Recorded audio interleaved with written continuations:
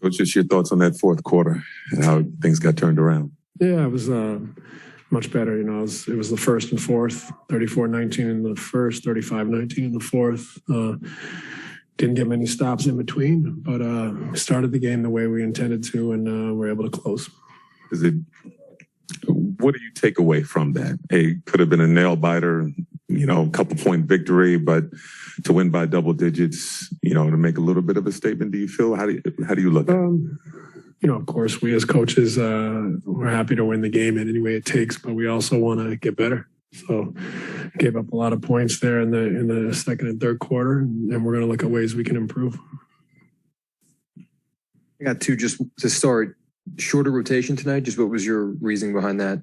Must-win game. No Goran. So we kept it at 8 and just tried to be tight with it.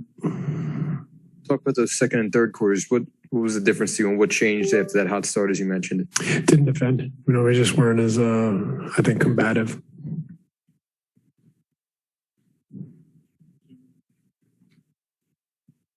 I'm curious with that, like how are you able to sort of measure sort of the sustainability of your defense? Like how can we play 48 minutes of defense come playoff time? Can we play 36, 24? Like how do you see that going forward from what you saw tonight, where you came out strong, obviously defensively, but couldn't sustain it beyond the first 15 minutes?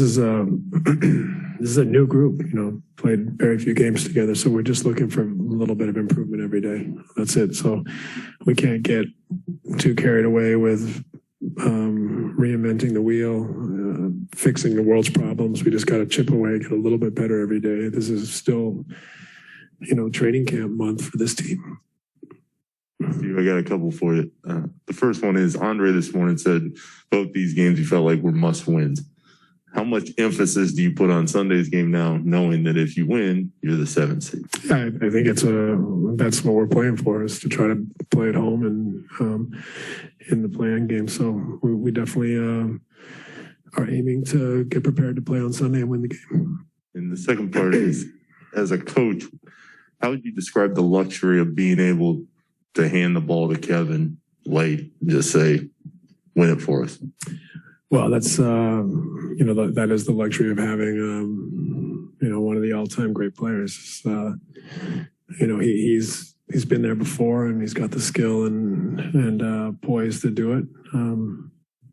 That's probably the most obvious answer I could give, but it's pretty true.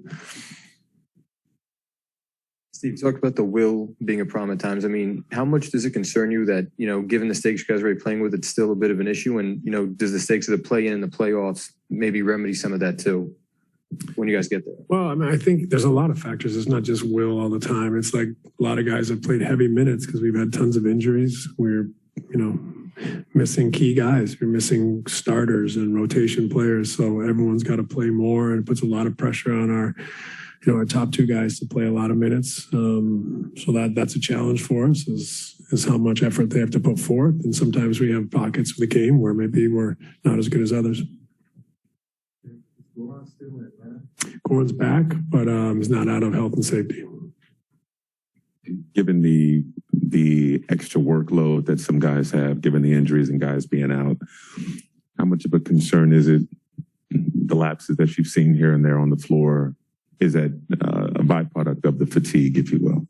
It's part of it. Like I said, I think, guys have played a lot of minutes. And then there's the other part where they've played very few games together. So there might be a stretch of the game where, we're not communicating at the best rate. We're not as familiar. We haven't been through this at the same time with this group. So, we're also trying to learn each other and figure out what those little connections are and combinations are in different areas, both ends of the floor. Defensively, that's underrated sometimes, is having played with a guy, know what he's good at, what he's not, where he needs help, where he doesn't, know what he's going to do on a certain action. And so part of that is in our growth going forward as well. On offensive end, it's sort of the same thing, learning, as a group. Does that go into play as far as dealing with double teams on Kevin, as far as, okay, he's going to pass the ball because that's what he does when he sees a double, And then where do you go from there? Do you feel like that is improving as you go on? Yeah, I actually think we've played very well out of the double team the last month. Of course, you make an error here and there, but overall, Kevin's been great facilitating out of the double teams, and the ball moves. Allows the ball to move and find guys, and we're playing 4-on-3. And so I think our team's done a great job. Second half in New York, they doubled everything. Kevin and Kai, they moved the ball. We created closeouts, 2-on-1s, draw and kick. So I think they've done a really good job in that respect.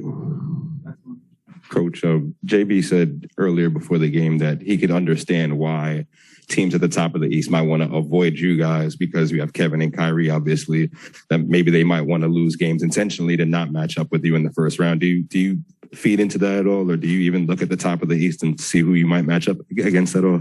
Not really. I mean, I think we're so focused on trying to improve in a short period of time and get better every day that we're not in a position to start worrying about who, what, when. We're just going to try to win this game tonight and the game on Sunday and then the play-in on Tuesday. Thanks, everybody.